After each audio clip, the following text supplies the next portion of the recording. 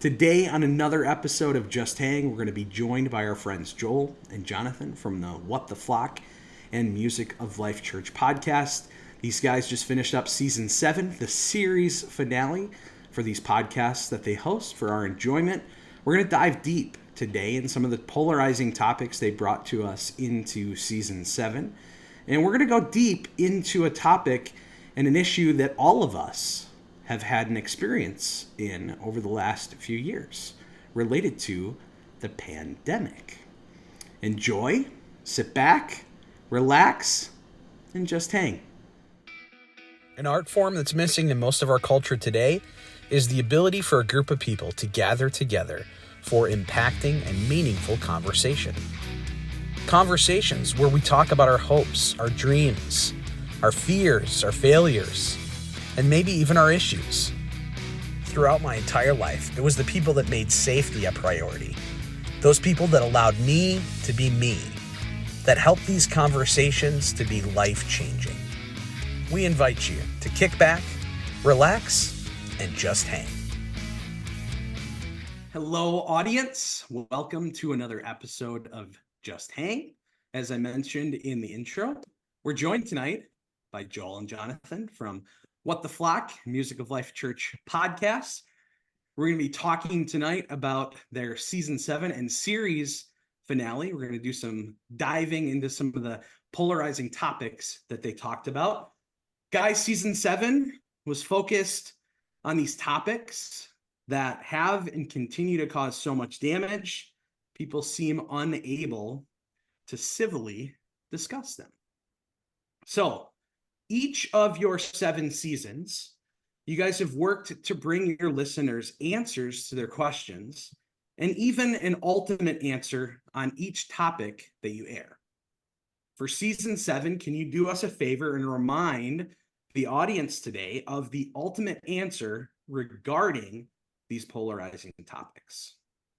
Well, big picture, the answer is leadership, grace, and love. I thought you were going to go the specific answer, and I was going to go, Joel, what are those answers? Well, let me give you an answer that may surprise you, or a perspective you haven't thought of yet. That's right. It's the haven't thought of perspective. Yeah. That I have not memorized. Yeah. This was the season of disclaimers. It was. And the ultimate answer behind every episode did come down to leadership, grace, and love. So we want to lead people by helping them feel understood first. And then grace and love are the key. You know, we're taking direction from God, trying to bring a value to these people. And grace and love are the keys to us not enabling or bullying the people that we're interacting with. So yeah, that's the big picture. What it really, you could sum it all up by just it was a season of trying to understand the other person first. And that's how we approached every topic. Every polarizing topic was through grace, love, and leadership approaching this controversial subject. Yeah. Nice. Yeah, I'm glad that you mentioned the understanding piece. Really, this overarching theme and umbrella through the whole thing is really the goal, the focus of these tense interactions, these polarizing conversations, discussions is really, can I do the work to understand somebody? And I do that through that grace, love, and leadership. Nice. Awesome. Well, season 7 seems like a very fitting way to end the run of What the Flock and Music of Life Church podcast. And really what I saw is it's putting everything that was covered in the first 6 seasons into practice. Can I really draw on this understanding to be able to use these things in the moment? And that's really, that piece of grace, really being able to understand God's language, taking direction from God in those situations, and being able to apply those things really, really well. So I know the two of you are very much down the path, right? And working on the next project that God has for you, one of which is helping build a church in Scotland. We're not going to talk about that today. I'm sure that's something exciting for you to talk about. Maybe something that we could talk about in the future. Nice. Right. I am going to. little curve in the path here, Jake. We can talk about that. Oh no, no, we'll set up another interview because I want to talk about what's going on over there in the future. What I'm going to do is I'm going to pull you back down the path just a little bit, and I want to ask you to reflect for me on this 7-season run. So, what has this run meant to the two of you, and what is the legacy that you hope is left behind because of your efforts? Yeah. Okay. Go ahead. I can start. Yeah. One of the the 7 seasons for me is, and what this whole project has meant to me is, this is the best band I've ever been a part of. That's the reality, is that I've never been in a band, like this before. So what the flock can, like, it literally cannot happen without Joel, our producer John, and myself. And they are, like, if we were to get royalties on What the Flock, a Music of Life Church podcast, those royalties would have to go 1/3, 1/3, 1/3. And I would feel ecstatic about getting 1/3 of that, because I almost feel like that's generous that these guys would give me 1/3, because I've been so honored to be a part of it. So I've never felt the collaboration like on this project in really anything I've done before. It's been a lot of years, it's been a lot of work, but it's gotten better every single year. And again, it's like, that's why I say it's the best band I've ever been a part of, because the music keeps getting better, the songs keep getting better. And, and it's over, we have other projects, but it's over when it ought to be over.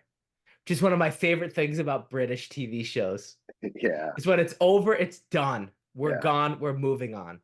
But this is like a great band, a great rock and roll band to me. Equal pieces. The legacy I hope that What the Flock is I hope they are like really good records that people can listen to and people get to know and they're familiar with. And this just becomes, common for people to listen to again and again and again, like a favorite album. So everybody has their favorite album. Everybody knows the albums. People talk about the albums. And it becomes a common language of the people around us. And my hope is that it would live longer than us and grow longer than we're around. As long as the internet and the Lord, Yeah. as long as the internet holds up and the Lord tarries. Yeah. So that's my answer. Yeah, that's wonderful. So yeah, Jonathan, John, and I were able to, over the holidays, before season 7 was even done publishing, we were done.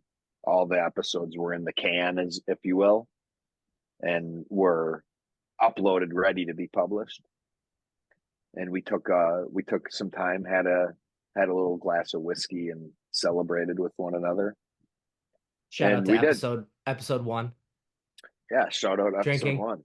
Yeah, yeah. And it was great.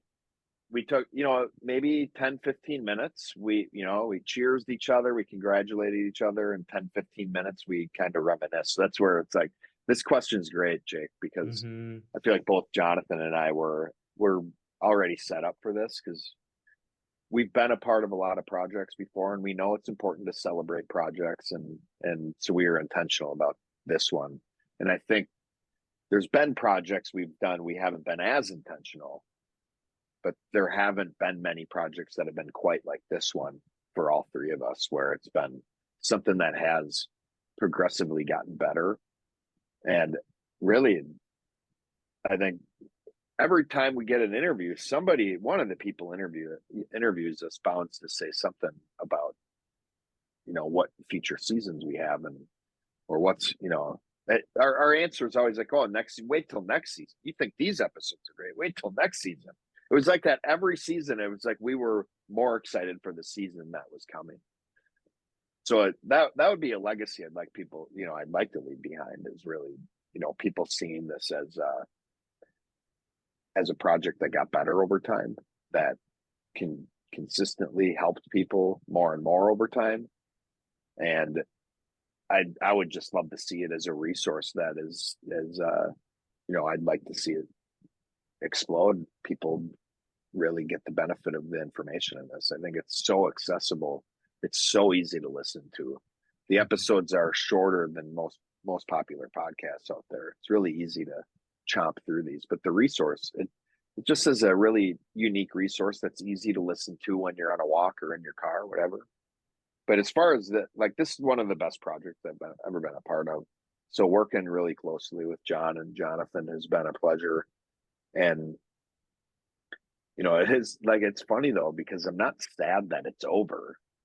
I feel so good about the project that's what I think about when I reflect, is how great of an experience it was. Not just as the podcast itself, but as project managers. I think all three of us have really proven out we can not only do a project well, but a lot of people can be a part of projects. Not many people have the ability to go through a project like this one that takes years and finish it well. A lot of people love starting new things and not finishing them. We just start a new thing. I got bored, I'm going to start a new thing. I get bored, start a new thing. This was something I think we can all hang our hats on. It's something we walked all the way through, and we accomplished it, and it ended in a better spot than it began. So that's it. Jonathan's the musician. It's hard to beat the band analogy. Like he said, I definitely feel very similar, and it was a really important project that was a lot of work, but to work with those three guys was incredible, or those two guys was incredible. And I feel like every season we did a group of interviews. It was like we went on tour and somebody was able to play with us on stage for a little while and riff with us. So definitely the band analogy fits really well. But yeah, thanks for asking, Jake, because it's fun to reflect on this project. Nice. I would say that I was the drummer of the band. I kept things moving. I would start off every episode by yelling and clicking my sticks together, and I just keep everything moving. I was just focused on keeping everything moving. I think Joel was the singer in the band. I think Joel played, was playing guitar and singing, and I think that John, our producer, was, either the bassist. I mean, I gotta give him a shout and say, he was playing the Hammond B3 because that's his favorite. Oh, nice. But he's he's a primarily the songwriter. The beginning, the inception of the songs is a lot comes from John. I have this idea and we build it out together. Yeah. And then the Taters are they're both playing lead guitars. Freaking wailing, right? massive Big guitar solos. Here they come. Everybody's waiting for it. They're just in the back playing rhythm, and then all of a sudden they step out and there they are. And you Wait, can't there's see two of them? anyone else. Oh! Right? Yeah.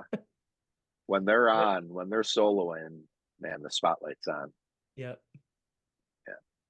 Nice. So the idea of this podcast, where did it originate from? That was Laura, wasn't it? Yeah.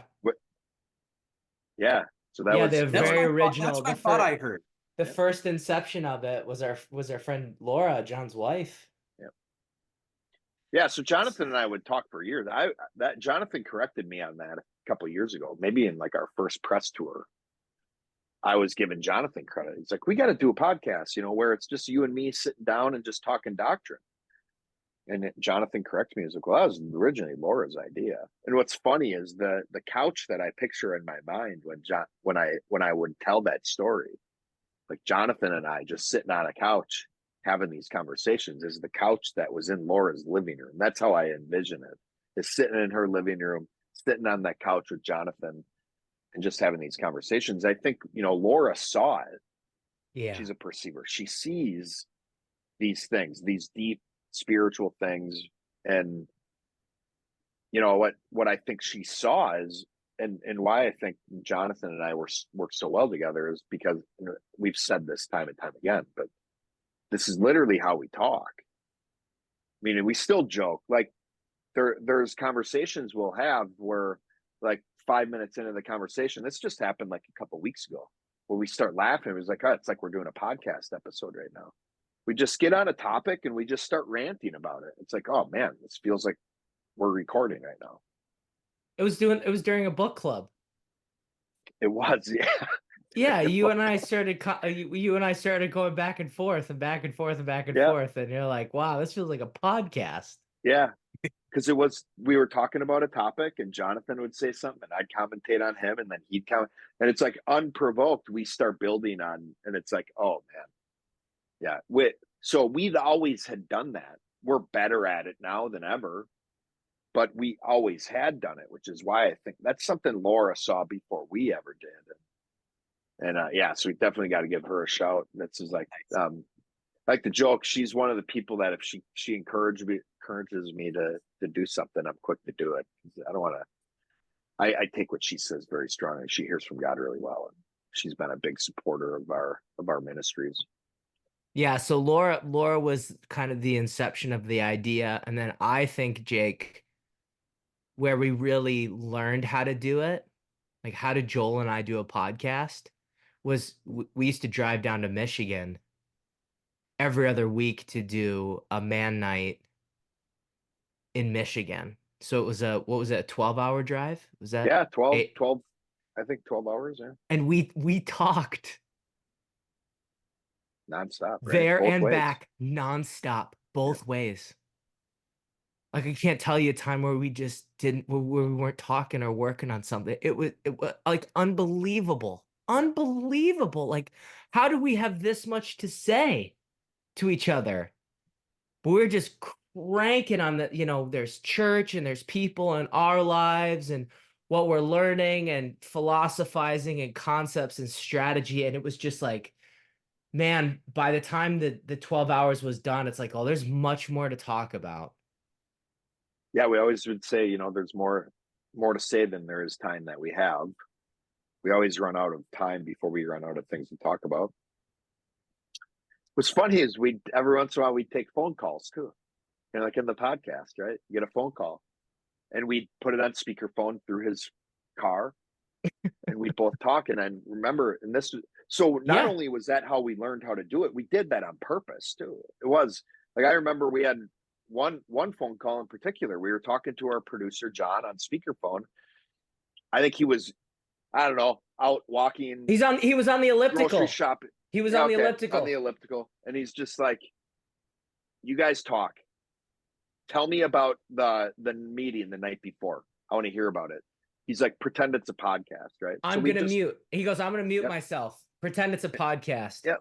And he just listened to us while we talked.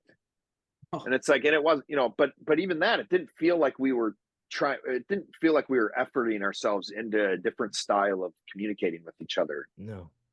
But it did kind of put this like, it's kind of like, hey, let's see what you guys have here. What's it?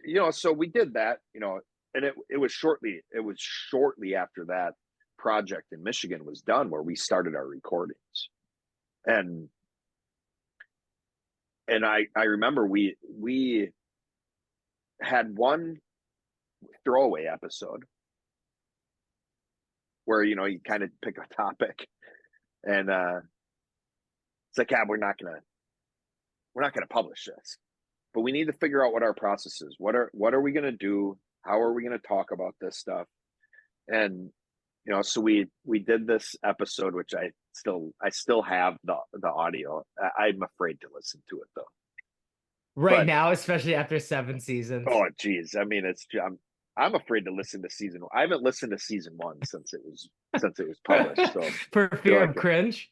Yeah. I'm like, first, I don't know. Is it secondhand embarrassment when I'm listening to myself? To yourself? I don't know. But it is like, but I remember that episode.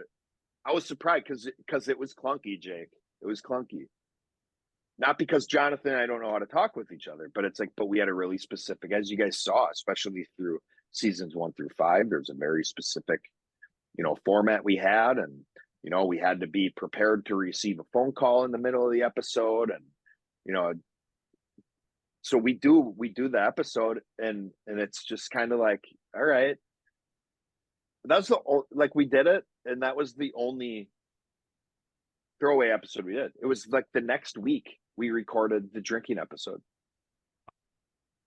So we had, because of how well Jonathan and I communicate with each other, we know each other well. Frankly, he sets me up to be myself, is really what's happening here. He's the one. Jonathan's thinking about me more than I'm thinking about him. You think about information, dude. He's a lover of people and such a great champion of people. And he's setting me up to do this. And so what we had to learn isn't how to communicate. We just there was just this little hurdle of learning what our process is for this type of a podcast. So it was like, once we had the process down, then it's just like, okay, follow the process. I think we probably got better. Like I said, I'll be interested to listen to the episodes again. We don't hear people saying that season 1 was really bad. I imagine it's still good.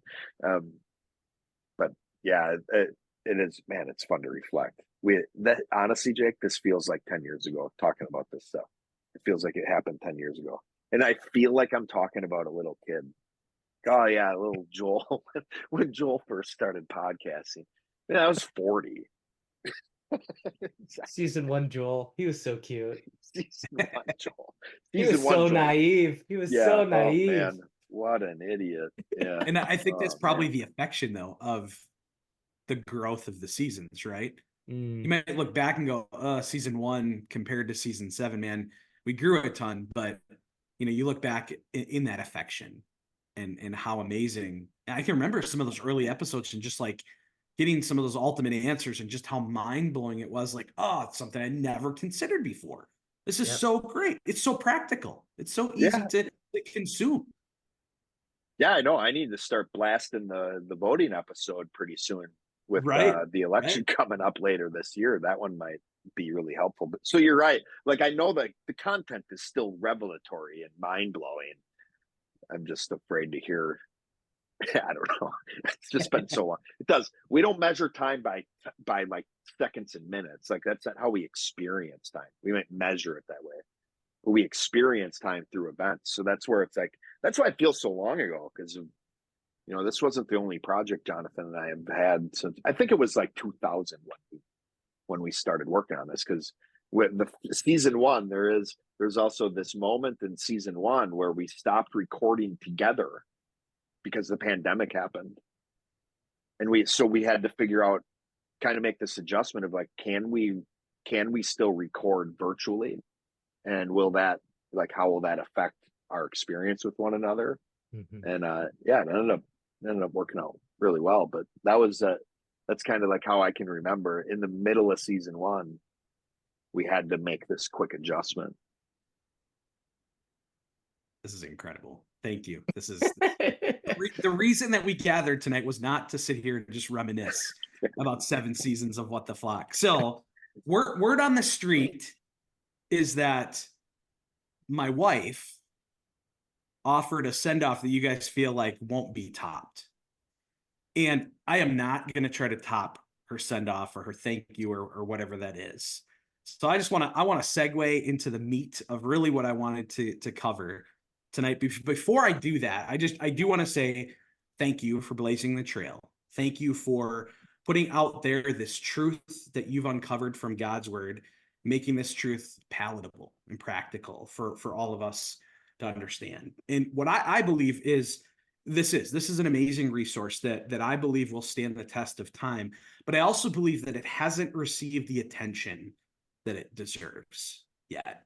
And what I'm looking forward to is the legacy that you have already laid and how that grows and it transcends this test of time, and how this platform really that you have created grows and expands and is involved in that resource that you guys hope that it is. And I know that it will be, because it's truth and it is going to stand the ultimate test of time. So let's segue into the dive into the heart of what I want to talk about today from season 7 a bit. So, in my experience, discussing polarizing topics like the ones that you covered in season 7, they can end with an interaction that causes damage. There can be abuse that happens, all things that you covered in your episodes.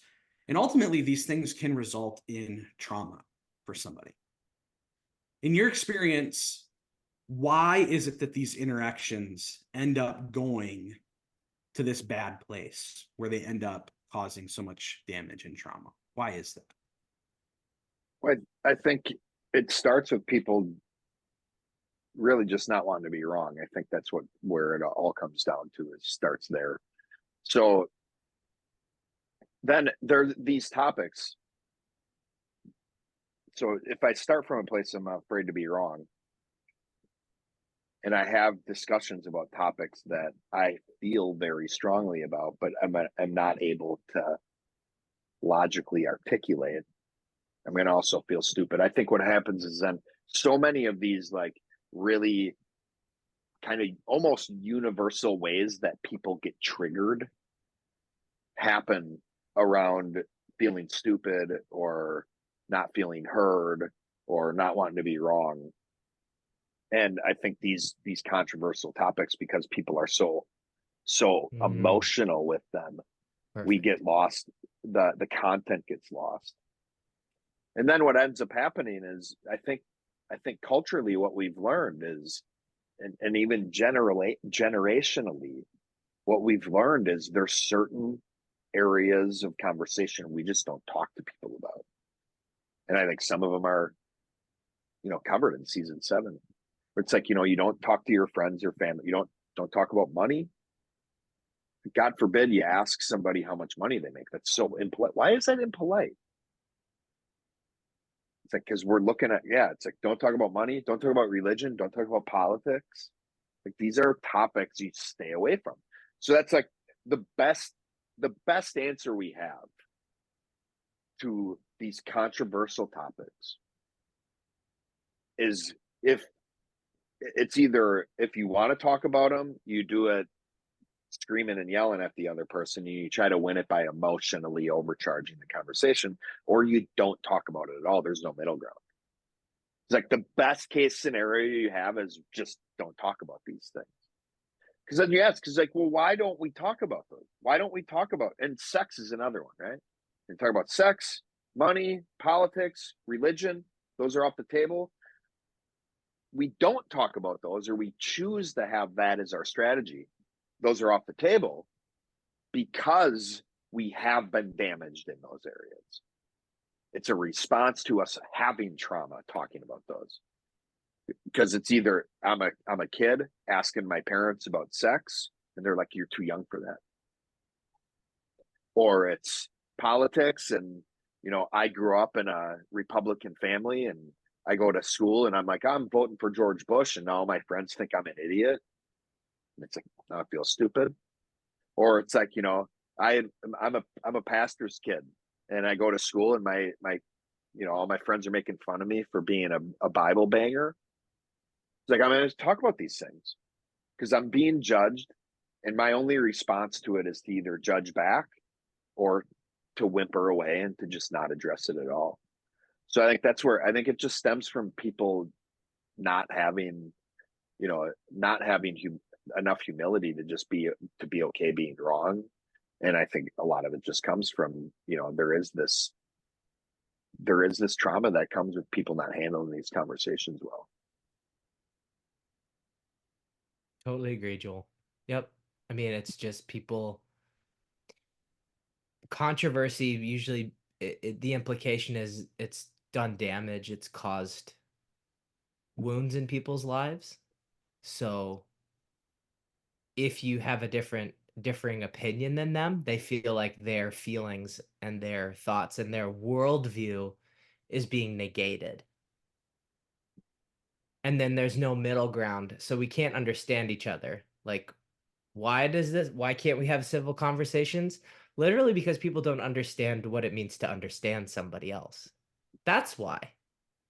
There is no, like, as much as close as we get to understanding someone is agree to disagree. That's as close I think as society has. But repeating back to somebody else to their satisfaction what they believe is literally, It's foreign, isn't it? I have not heard that anywhere else, Yeah. to repeat back to someone their perspective. So the only thing you can do is, if a topic comes up that you have been hurt in, is all of that emotion is going to come out, like Joel said, and you're just going to cause damage. And the whole goal is to, you know, cause more damage towards somebody else than has been caused to you. That's the only way I'm going to feel like it was worth something. So that's where everybody goes on the attack of proving somebody else wrong, because that's all they have. So, yeah, I think that's what it all goes back to. We don't understand what it means to understand. Yeah, it's the understanding versus agreement thing, isn't it? That's good. Yep. Awesome. So I have been on both the giving end and the receiving end of this abuse. And it's not fun, especially when you realize the damage that's been caused. So, taking season 7 into consideration, how do you think somebody could use this season to work on repairing their reputation? Hmm. Yeah. Repairing their reputation as somebody who has, like, is somebody who causes damage. Yeah, somebody who uses this emotion that they're feeling to go on the attack. And this is the whole idea of, they might start out with a good intention. We're going to debate this topic, right? Yeah. And it just goes south. Yeah. And they So have this reputation of this bully. so to undo a reputation, if you have one, you have to do like 3 times more for the benefit. Like, if you're the late guy, like I was for a long time, you have to develop a reputation as being an early guy. And you have to try really hard to be early at things if you want to combat a reputation. And so it is never, it's never one step. I wish, Jake, I could tell you it's one step to repair a reputation, but a reputation is literally like, when I think of this person, what are the words that I have associated with this person? So I need to change those It's words an somehow. instilled pattern, right? It's yeah, Absolutely. yeah. It's my habit. It's my reputation. It's like, when I think of this person, I think that they're a bully. So then what do you need to do to repair that reputation? Well, I think the first step is to confess that you're wrong, to admit to the people that you've bullied that I've been a bully. But and you admit that, you have a plan, which is to do the opposite of that, and then you really work to do the opposite, which I would say, even before somebody goes out and confesses that they were a bully, I'd much rather have them, especially if they're trying to repair their reputation, is get a plan together to be the safest person, and then start putting that into practice.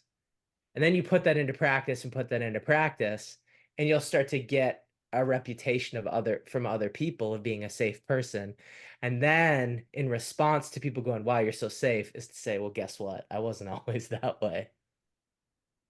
And I think that that's what it takes. So you can't just, "I was a bully, so I'm going to stop bullying."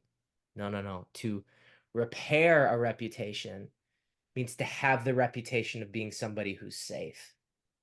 So the advice that I would have is to go after that, and then start using, like, all of the stories of when you're a bully in the future as you are repairing with other people, to go, like, "Oh man." And I feel like, Joel, I'm just talking about stuff that you learned about being safe and cherishing, to I be feel like you're honest. telling my story. Yeah. So I should stop talking now and I should just say, Joel, what do you think? What do you Yeah, think? well, I mean, well, I will say I remember Jonathan being late a lot. And Yeah. what's funny is you saying that now was like, oh yeah, Oh like I yeah. forgot, right? Because the reputation's been handled. And I think one of the things Jonathan did that repaired his reputation, not only did he start not just not being late, but showing up early, he's also been helping other people who have had that same issue. I think that's when Yes. you really know the reputation's repaired, is when other people who have that same issue are looking to you now to help. Jonathan put me through cherishing boot camp, is what we called it. I don't. I think he's still doing it. I just don't know it.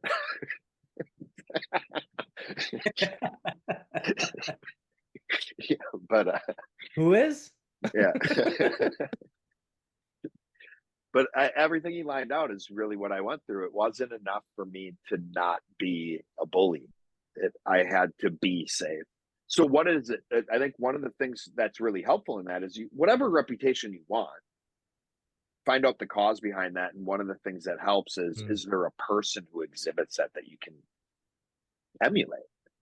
And mine is like, I'm just going to try to be Jonathan as a first step. Not that I'm not going to be myself, but it's like, what's the first thing I need to do? Is I need to be more like Jonathan when I interact with someone else. So that's where it's like, what's the reputation you want to repair? Which I think Jonathan did a good job. Whether it's I'm late or I'm a bully or whatever it is. Yeah, I think I love one of the tips that I give some of the people I'm helping learn how to do sermons, and some of my associate pastors when they're first developing their process. I say to them, if you can find a story to tell about, like, you teach whatever the lesson is you want to teach. There's a sermon, you have one lesson you want to teach, and then everything else supports that lesson. It's good if you have a story that supports it. And I said one of my favorite things to do is to tell a story when I sucked at that thing. I love being the bad guy in my sermons. I think, and that's what I think Jonathan is saying, is like, what is also this humility, is like, you're showing, it's like, I know. So everybody who's watching you knows that that behavior was wrong, which is healing for them. It's like, because they're also, it's like, if I'm a bully, that's the power of confession, really, is it does help the person that you wrong know, okay, he knows it was wrong. Because if he doesn't confess, he doesn't know what he did was wrong, he might do it again. And now I don't feel safe. So I like telling these stories of when I screw up and when I'm not being cherishing, and really that was the power in me being more cherishing and more safe, was really recognizing that's how I wanted to be treated too. But yeah, I think what Jonathan said was exactly right. You like, find that cause of what you want your reputation to be, and go after it, and be patient. Be patient, because it's going to take a while. It's going to take a while for people to replace the pattern in which they've seen you behave. Yeah, so one of the things to do is if you're really argumentative, if you have a reputation of being incredibly argumentative and like people are like, I don't want to talk to you because I'm afraid that you're going to disagree, then my approach would be, well, then can we have a conversation where you just share with me your opinion and I hear you and we can be done? And the conversation can end and we can have a different conversation later when you're ready to hear what I think. And that That's way it's great. like there is no, the objective is this of this meeting is all about me understanding you. Yeah, We're not combining two objectives in this meeting. One objective, understanding you, is the goal, and then we're done. That would be awesome for somebody to do. yeah. Especially Such when a they're like they know that they're right. Even if somebody's argumentative is like, I know that I'm right. And that's oftentimes people who are argumentative, it's like you really believe that you're right to your core, which is where all this emotion is coming out from. It's like, what is it gonna take for me to help you see that this is the right thing? It's like, What is it going to help for the father to help his son not run across the street when there's traffic and cars? And he's sitting there going, whoa, like, what do I need to do? It's like a lot of people feel that. Yeah. But it can be misapplied. And again, we're dealing with humans. People can't see our intentions. They see our behavior, but they don't know that my heart is for you is to be safe and not get hit by a car. They Yeah. can't see that. So, Oh, that's so good. That is amazing. That's such a great next step. Somebody goes, oh man, I have a bad reputation in this area. I love that. Stepping into an interaction and just focusing on understanding. That's it. Interaction over. Can you achieve that goal? And you wait. Yeah. And that's where one of the things that's tough. It's like, can you go into any interaction and wait to be understood until you're asked? Yeah. Yeah. Give and up in that control over meeting, that. right? And in that meeting, they go, no, I'd like to hear what you think. Hey, I know Let's set up that's another one. great. That's amazing. This was so good. Let's set up a different meeting. And that part, when you come into that meeting with that other person, they're going to be locked into you. Yeah. Because they're going to feel, ooh, did that ever feel good to be understood? I need to help somebody feel that And way. they're going to feel like they owe you. Bingo. Wow. That is so cool.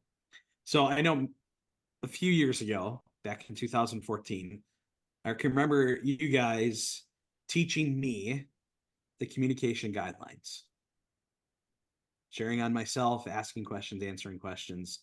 And I remember in those moments, practicing, kind of getting accustomed to those things, applying those things in my life, and how I would listen to others communicate.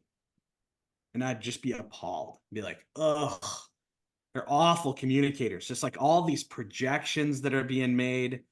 My fellow pastor Derek and I were hanging out today at a coffee shop, and we heard it. It was just like, it's like nails on a chalkboard. It is just, and it was so annoying that we couldn't even continue our conversation because it was such a distraction. It's like, we need to move somewhere else because it's awful.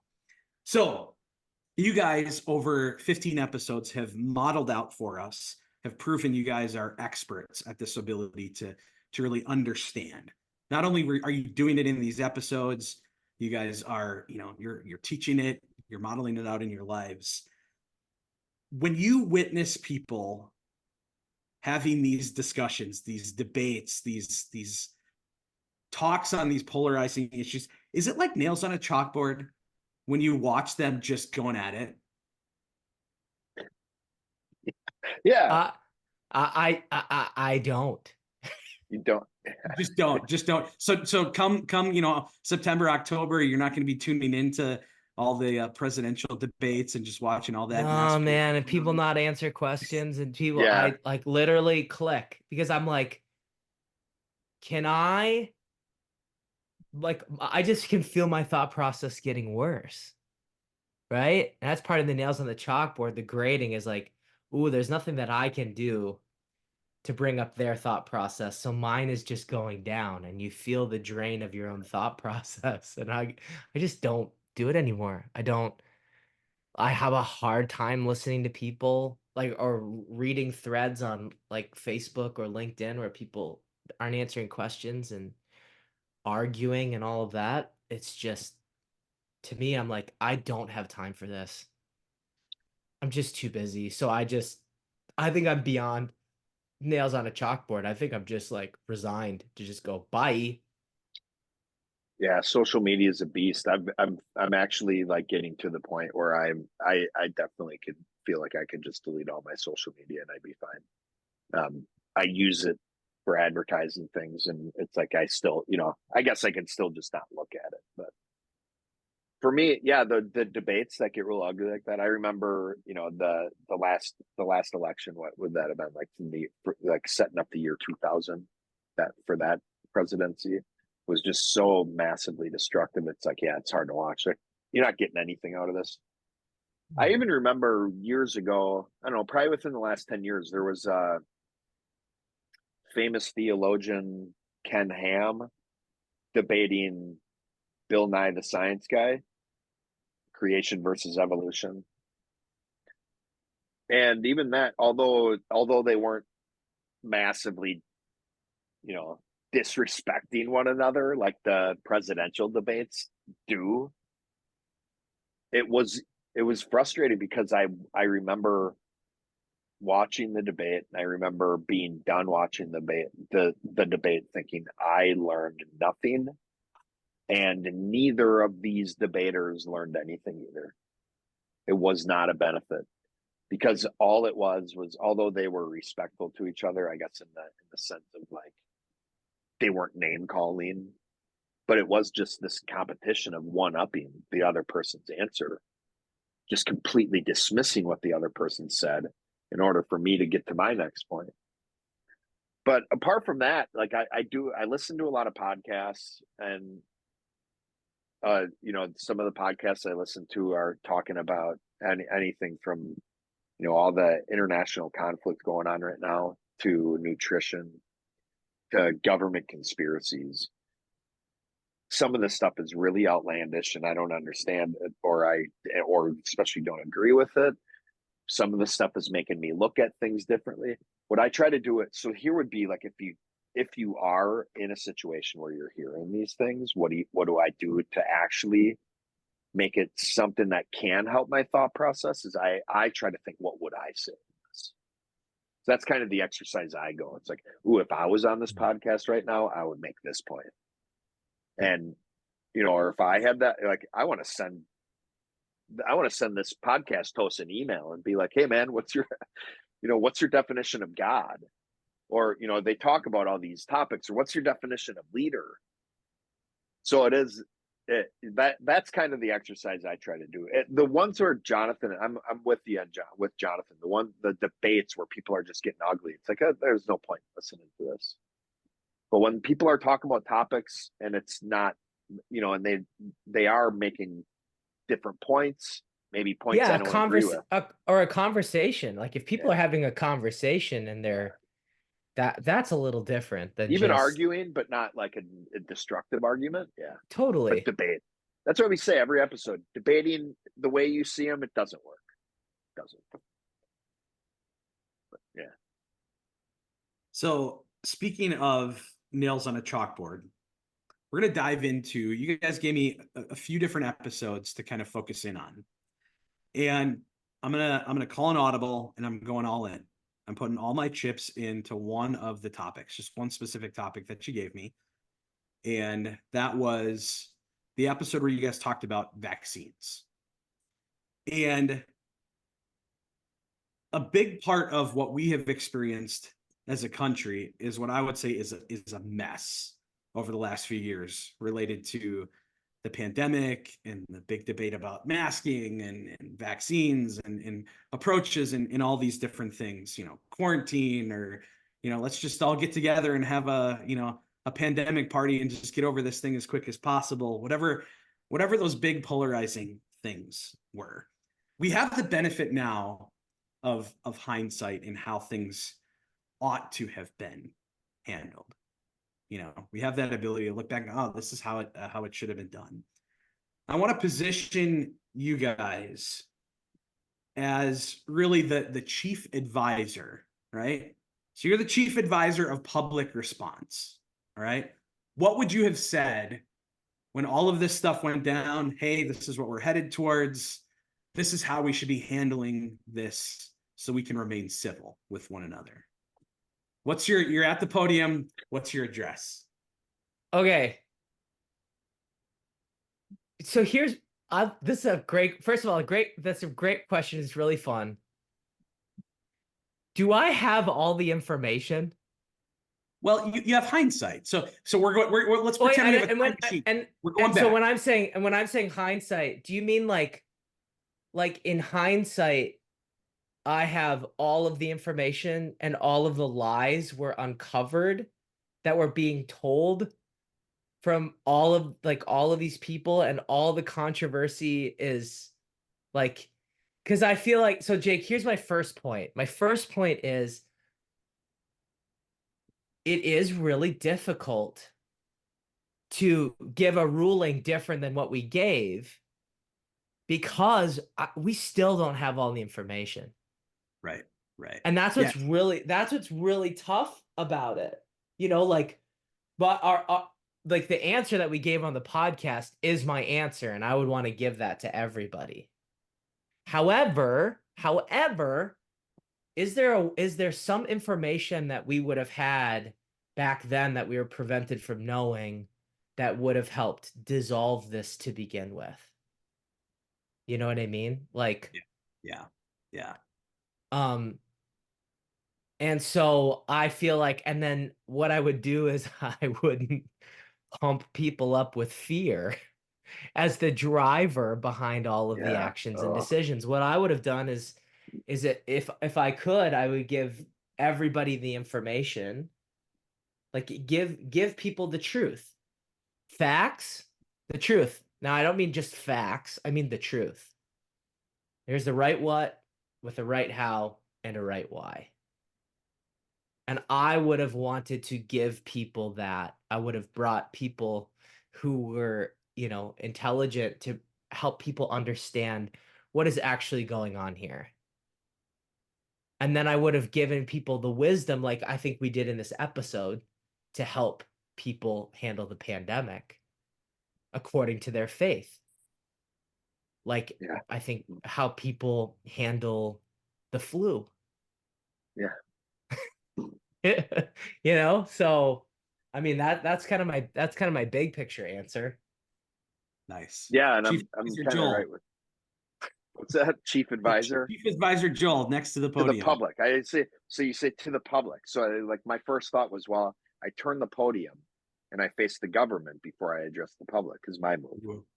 And I say, have you given us all the information we need? Oh, Ooh. And when nice. they lie or whatever they do, even so, that's my first move is like to the public. I'm saying, you know, it really is. It's like you do what you think's right for you based on the information you have. If the only information you have is coming from the government officials, I'd be skeptical of what you're being given. And that was something that I think was really harmful is we were told this is the information that's true. And my support for it is we're in charge because and you know, so yeah, all these mandates that came, a lot of it was based in fear. So Yeah. that's my you know, address to the public is, you know, don't believe everything you're told. It's okay to do your own research. Do what you think's best for you. And ultimately it's, you know, try not to be judgmental of the people who are doing something different than you. So I think not only Yeah, and I would even say, you know, like if you can't, and I hope if I'm the public advisor, all of you love each other. yeah. Yep. If someone doesn't feel comfortable doing this, love them by Yep. giving them the value that is according to their faith. Right. And that's where because that's where it's a lot of the damage came from government control and mandates and misinformation. But that's just one side of the coin. The other side of the coin is half the damage came from how people were treating other people. Oh, You know, people who are against the vaccine being, you know, being judged as, you know, conspiracy theorists, and people who were all in on the vaccine being judged as, you know, gullible idiots, and then maskers and non-maskers, and you know, just the judgment that went on in the country was just appalling. And that's so that would have been, you know, love one another, like Jonathan said. My advice to the public would have been, if you don't feel safe around people who aren't wearing masks, then try to avoid them, but don't judge them. If you don't care and you see someone wearing a mask, respect that person as if they want to be socially distanced. Like, we don't have to agree on how to handle this. But if we all start from a place of like, you know what, if you believe masks work 100%, if you believe the vaccine works 100%, or if you believe masks are BS and the vaccine's BS, none of you actually have the information to back that up. all of us were operating on some level of faith in the information that was being given to us by the government and by corporations trying to sell, pharmaceuticals. So it's like, yeah, like like I saw this comedian one. I don't even know who it was. It was funny. I saw like a 15-second bit. He's like talking about government conspiracies. And he's like, I get it. Like, I'm a conspiracy theorist, he says, And I know people, there's a lot of people who aren't. And my response to those people is, not even one? Like, not even one conspiracy theory?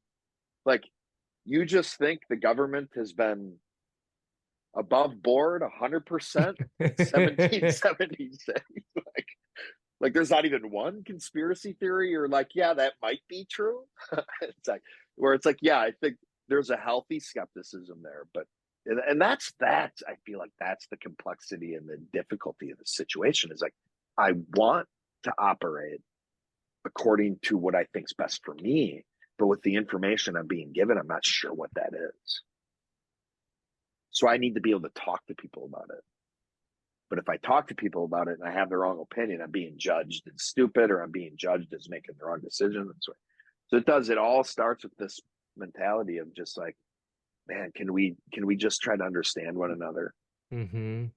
Yeah, and just I think that throughout the pandemic and still today, I say this a lot to people. I'm like, I don't think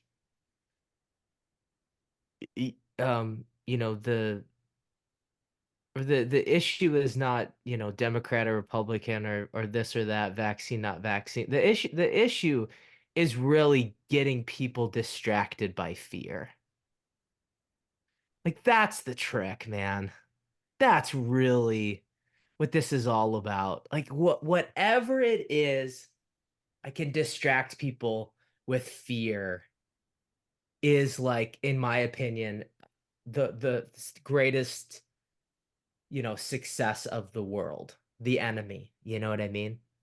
So that's how I think that the world and the enemy gets its claws into just everybody simultaneously is through fear. Yeah. And I think if as believers we can learn to rise above any context of fear, we're going to be amazing. That's like with illness. One of the things we talked about in our community a lot is, okay, this illness attacks your immune system just like any other illness. So let's build our immune systems. Right? So we all know how important sleep is. Well, guess what? It's never been more important than it is right now. It's always important, but now all of a sudden it's it's even more important because everybody's sick around you. And then to learn how to operate your brain in a fashion that is kind of the opposite of fear, which is learning how to operate your brain the right way, which is in flow. And ultimately, the greatest flow is in grace, is taking direction from God. So, man, I think Sleep that and we did a flow. lot of, right? We talked about Yep. that, sleep and flow. Get your sleep and flow. Get your sleep and take direction from God. Yep. And you will not do anything wrong, and your body will repair. And, God will, have your back completely. So I just thought one of the shortcuts to both of those was like fellowship. That was one of the biggest things that I think the pandemic, when people were socially distanced, people were isolated. And, that would have been a good time to throw some money into Zoom as a stock, right? But as a community, we just like the virtual phone calls and video chats just went through the roof. And I think it was a steady incline there during the heart of the pandemic, and then since then it's just like I see our community. So many people in our community are talking to multiple people every day, but I see fellowship. I'm talking deep sharing where you're flowing in grace with another person. Not only does it help, you're in this state of flow with other people who are also in state of flow, operating in your uniqueness, which is also like this hack to sleeping well, because a lot of the things that prevent us from sleeping is our thought process running on overdrive. we have all these extra thoughts. We're anxious. Whatever the issue is. Mhm. A lot of those issues are dissolved through fellowship.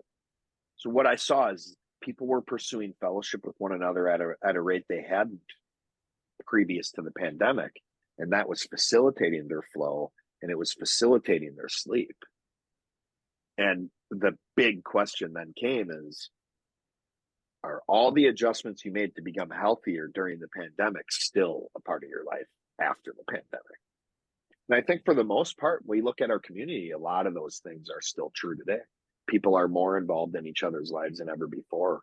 Yeah. And I think because of that, I'm seeing, when I see people isolated, it's a surefire sign that things are not going to go well. And usually when people aren't doing well, one of my first thoughts is, who are they interacting with? What are they isolated? And more often than not, the answer is, this person's not talking to enough people throughout the week.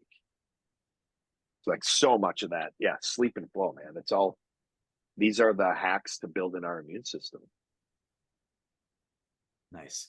I want to close out our time together by doing a little bit of a deeper dive into our own shared personal experience together related to this topic. So back in December of 2020, our collective churches at the time gathered for an event. We called it the Tabernacle event. And it was smack dab in the middle of the pandemic. A big part of the planning was, should we still do this? Is it safe to get people together? You know, it was a consideration that we had, and it's, you know, all signs point to, yeah, this is okay. We should be doing this thing. So I want to invite either of you or both of you, if you would, for me, briefly share from your perspective the story of what I'll call the awkwardness of that event. Yeah. Oh, I mean, okay, talk about going back in time. I guess an adjustment I would have made is maybe gave you or Apostle Dan the heads up that Music Life Church was essentially going to be collectively coming into your church masked.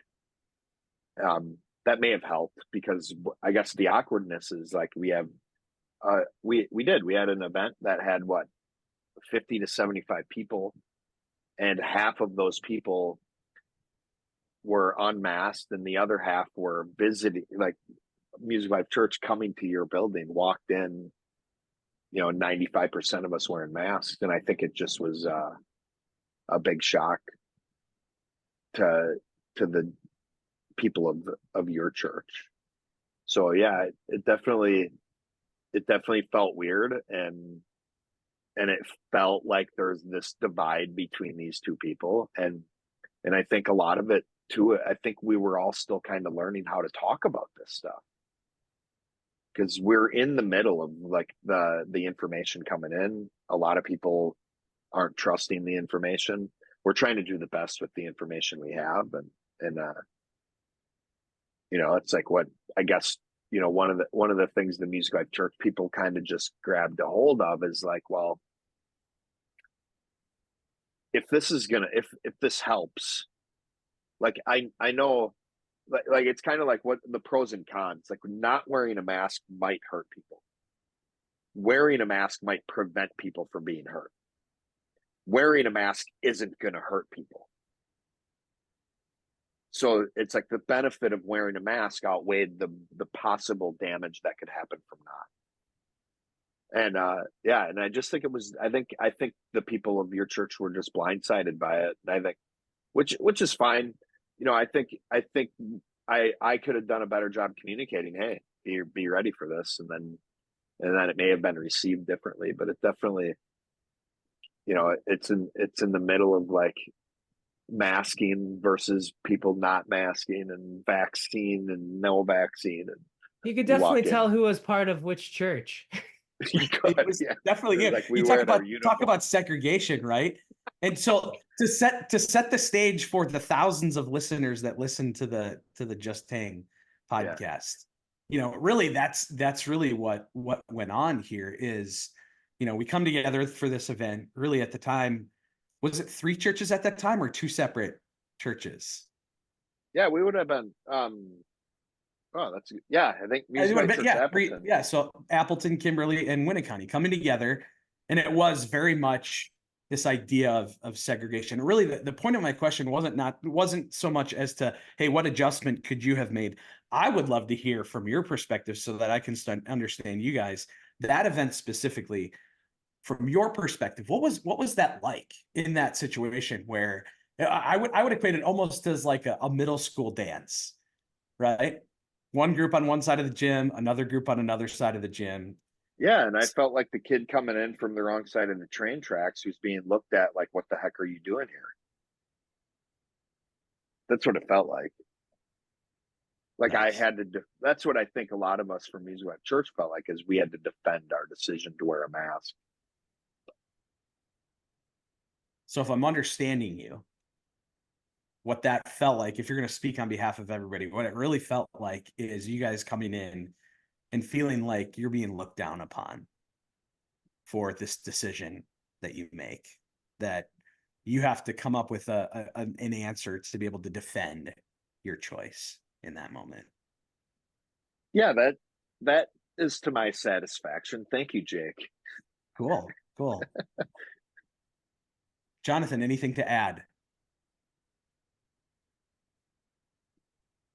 It was awkward, dude.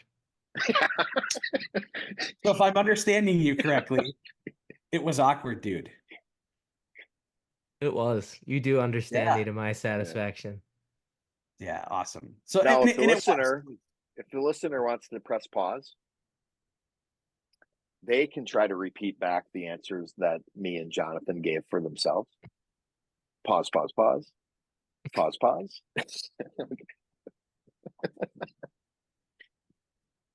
Yeah. As I look back at that interaction, I think, as I've thought about that over the last few days, it's really what was missing in that situation. And really was, even in the midst of a situation where somebody's taken back, it's a great lesson I think that we can learn, is when we're taken back in a situation, something kind of surprises us that we weren't expecting. I think about it in terms of, if I meet somebody and they have a different belief system that I have, or some idea that's completely foreign to what I'm used to. What's missing in those situations is really stepping in and just looking to understand.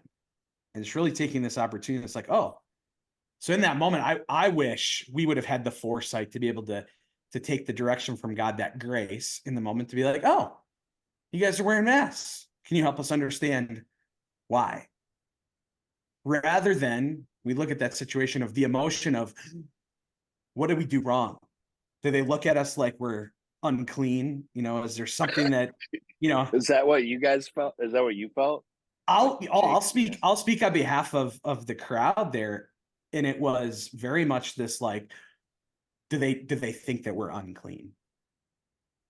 Like, do they come to our home and do they feel like, they need to, like, WCF is dirty. watch where they're sitting because they're not sure if there's like a piece of pepperoni pizza on the WCF counter. 19.